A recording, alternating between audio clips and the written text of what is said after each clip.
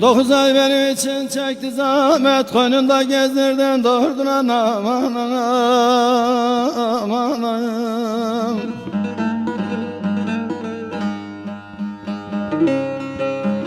Analar yavrusuna bakar elbet, emeğin çok büyük ödemez anam anam anam. Ah harban anam anam.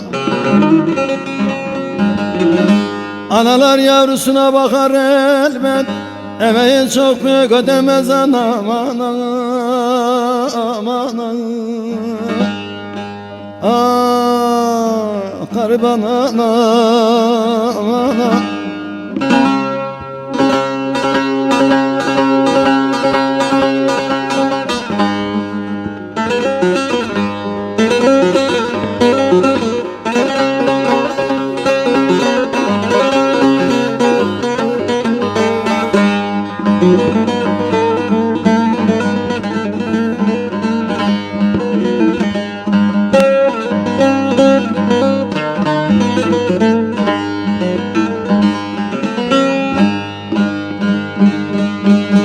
Geceleri uyumaz nendi çalardım, beşiğin dalına günler bağlardın anam anam.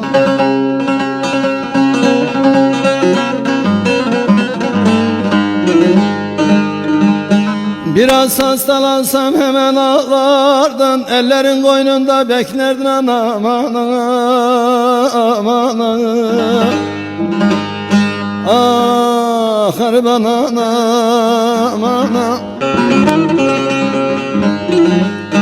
Biraz hastalansam hemen ağlardın, ellerin koynunda beklerdin anam anam anam. Ah harban anam anam.